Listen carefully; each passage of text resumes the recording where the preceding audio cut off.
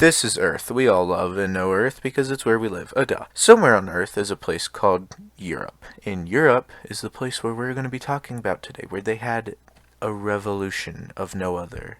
And this revolution is literally like every other revolution we've ever had because it's a revolution.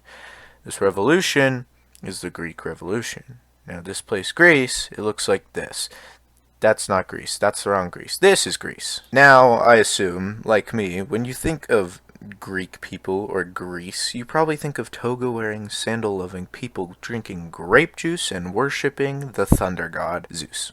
In fact, they were pretty much like any other European. Now, just a little history lesson. Around 350 years before our story, the Ottoman Empire was expanding, slowly consuming Greece like Pac-Man.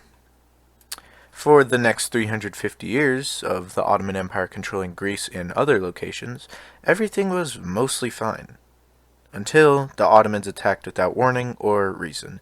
This tipped the Greeks over the edge, but it makes sense, because if I was being rolled over and then just slapped out of the blue, I would probably be mad too. So what do you do if you're getting slapped out of the blue? You probably revolt and protest, which they did.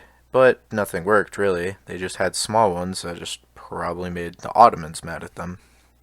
Until, cue dramatic music, they created a secret society called the Philiki Eteria. They had a plan. A big plan. Unfortunately for this new secret society, the day that they planned to revolt was actually found out by the Ottomans, and that's not good, so they were forced to begin their plan early.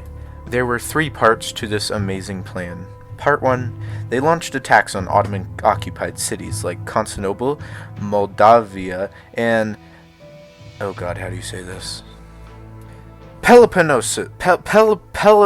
So you get the point. They only won in that area. Out of all the places that they attacked, they only won in Peloponnesus. Yeah. Part 2 of this plan included many small revolts that were then started across Greece, in such places as Crete and Macedonia. Most of them were suppressed by the Ottomans, so this part of the plan didn't really get anywhere, because both sides were not very strong at the moment. At this point of the plan, they weren't exactly winning, so part 3 was to invite all the other big boys, aka Russia, Britain, and France, who then allied with Greece to fight against the Ottoman Empire, because they were honestly sick of the Ottoman Empire too.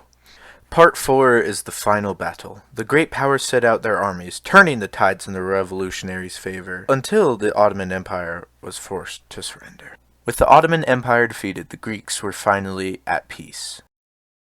But after every war, there is the aftermath. Considering Greece did not actually play a big role in their Greek Revolution, even though it's all about them, they didn't do too well fighting the Ottoman Empire. So most of its power came from the Allies. This means that since Russia, Britain, and France were a big part of the war, they helped in creating Greece's new government system. Another aftermath of this war is there were many displaced refugees.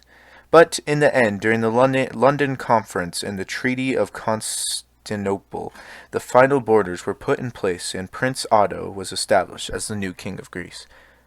Fun fact, Prince Otto is not actually Greek.